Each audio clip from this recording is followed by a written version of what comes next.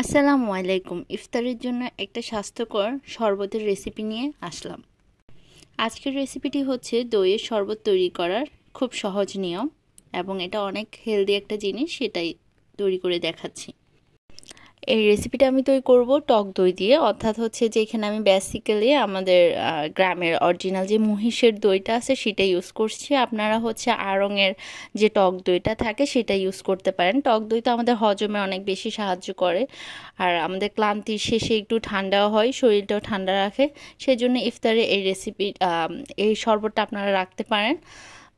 চাইলে এর সাথে অন্য কোনো শরবত আপনারা অ্যাড করতে পারেন। এটার সাথে আমি ফার্স্টে দিয়ে দিব দই পরিমাণ মতো।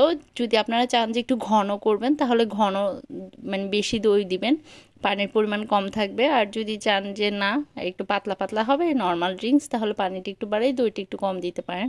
দিয়ে দিব পরিমাণ মতো লবণ। আমি এখানে বিট লবণ বা অন্য কিছু ইউজ করছি না, কারণ স্বাস্থ্যের ব্যাপারটা খেয়াল রেখে। আর দিয়ে দিচ্ছি চিনি। চাইলে আপনারা চিনির পরিবর্তে গুড় দিয়েও এই শরবতটা তৈরি করতে পারেন। দিন শেষে আমাদের একটা সুস্থ জীবনই আমরা সবাই চাই, সেজন্য একটু স্বাস্থ্যকর খাবার খাওয়াই ভালো। পরিমাণ মতো পানি দিয়ে দিচ্ছি। ওই যেটা বললাম, ঘনত্বটা আমাদের নিজেদের পছন্দের উপর ডিপেন্ড করে, বা আমরা যদি এর সাথে অন্য কোনো ভারী শরবত রাখি তাহলে অত বেশি ঘন করা দরকার নেই। আমরা এটা গরমকালেও খেতে পারি অ্যাজ ইউজুয়াল, যখনই আমাদের মন চায়। আমরা হচ্ছে ফ্রিজ করে রাখলে দইটা হয় অনেক দিন রাখা যায়।